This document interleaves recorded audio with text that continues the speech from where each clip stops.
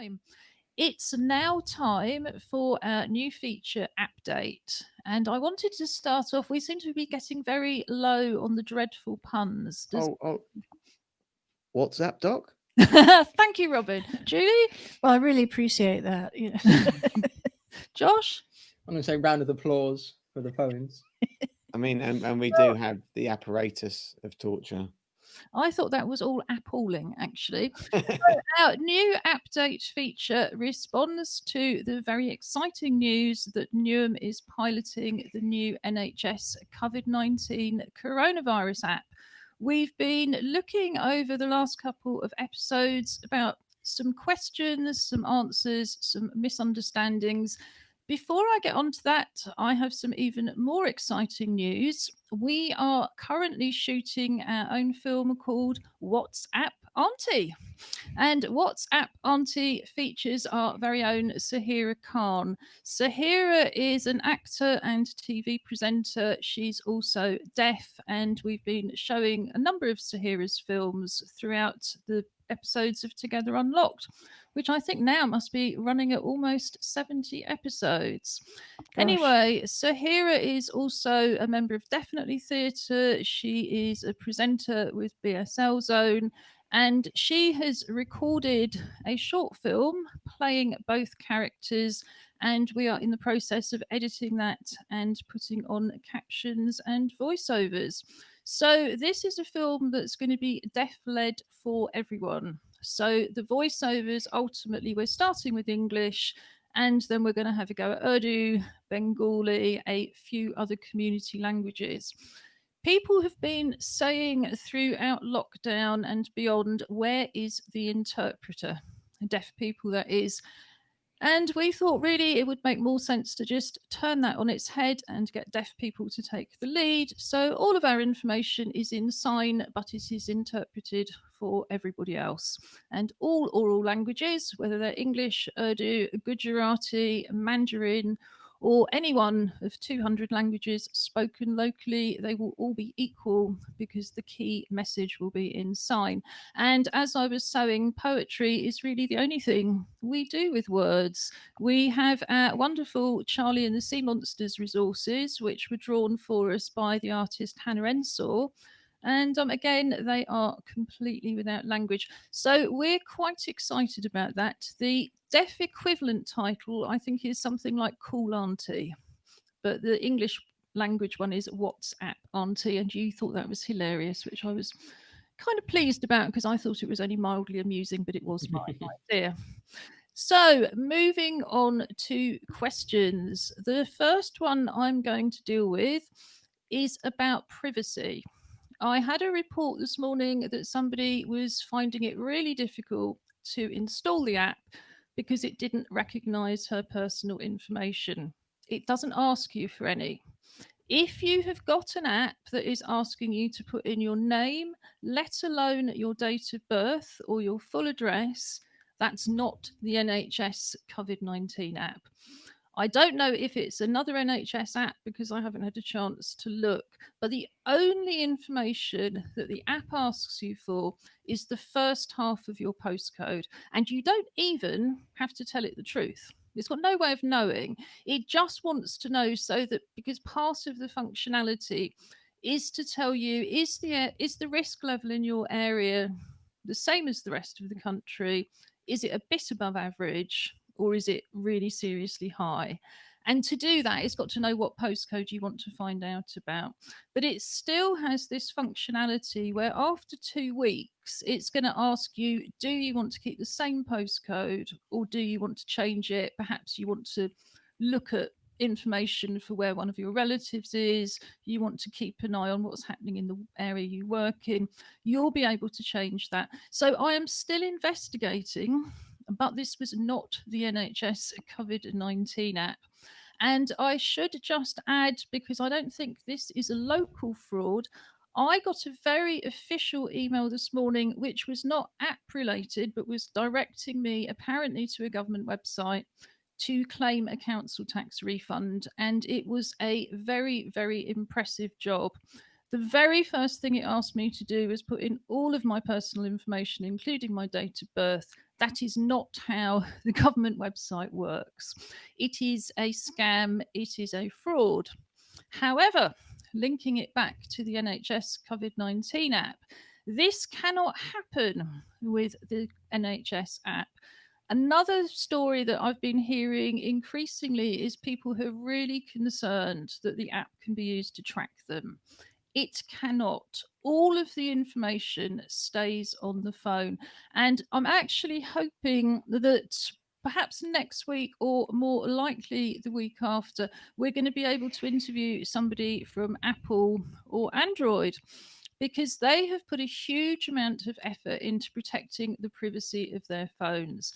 Their entire international business depends on people not being able to hack those phones. So, my goodness, they have tried very hard. I think some of the confusion comes from the fact that the new app is completely different to the original app that was trialled on the Isle of Wight. That did hold information centrally, and it didn't work. And in order to get Apple and Google to cooperate, the government had to agree that no personal data is stored in the app and all of the data stays on the phone. Even anonymous data is not going centrally. So there really is absolutely no reason to worry. But like I say, whether you think it's an NHS app or you think it's a government email, if it's asking for that personal information, it's a fraud, or you've just downloaded or landed on something that was completely wrong. Julie, did you have a question, or shall I go over to Sutton Coldfield for comments?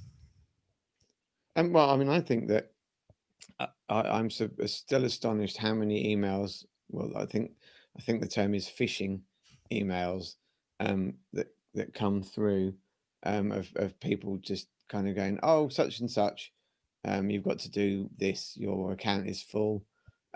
Even my Together email address, I had one telling me that it was full, but I looked at the second half of the address and it's nothing to do with it. So if you are, the first point of being not sure is look who it actually says it's from, because sometimes it'll say, oh, your PayPal account, and then it'll go, but it says at PayPal dot Xavier Smith Jones .nz or something, and it's you've got to perhaps look at that sort of thing. And a question I've got is this app with Apple and Android's involvement, is it going to be a worldwide app? I mean, I know we've talked about it being a world beating app, but is it? I think that's a really good point. So part of the app, the part that makes the phone let me start again, because I've always find it a little bit difficult with my aphasia and other communication problems. The app basically runs on Bluetooth, and usually when you switch your phone, when your phone's not actively on, Bluetooth's not actively on. And for this app to work, and for anybody's app to work around the world, what it has to do is change the way the phone functions enough so that it just has a little bit of power running all the time to turn Bluetooth on all of the time in the background. So the system that does that is going to be the same system worldwide. What goes on top of it in terms of the information they're collecting is different. But everybody who's using, I think the technical name is these patches, has to abide by the rules, which means the phones cannot be used to collect that data. I mean, I'm sure there are countries that link it into websites and things that, like you say, then fish for the information anyway. But the actual, yes, that's the difference. The Isle of Wight original trial was of a standalone app. They couldn't, without the cooperation of Google / Android and Apple, make it work, because they're very adamant that personal data cannot be passed on, the phones cannot be hacked. So again, it's a very, very safe app because it's not holding any information in the first place. Can I just ask you, you said about having Bluetooth turned on, but we don't actually have to link it the Bluetooth on our phone. We don't actually have to link it to anything, do we? No, no. And I think, again, people do get a bit confused about that, because if you're going to, say, link up a wireless speaker, you've got to pair the two and you've got to enter a code. No, all of this just runs in the background. Under our main Together Unlocked TV page on our website, we have a page called Highlights and Links. On Highlights and Links, we have all of the previous AppDates, and we've also got an AppDate playlist on YouTube. If you look at AppDate from last Friday, you'll see me unboxing and installing the app. And it really was very straightforward, very smooth, and very fast. And it all, yeah, I mean, I'm seriously impressed with the way it does it. So, and it doesn't affect anything, so if you want to connect your speaker or anything else by Bluetooth, you wouldn't know that this was running around in the background. Cool. Yeah, that sounds good. Any questions or further points from the West Midlands before we move on? And yeah, I just wanted to quickly highlight, going back to your point, Ju, about that it doesn't follow you. The track and trace in the name is tracking the virus. It's not about tracking the individual. In fact, track is in the name at all.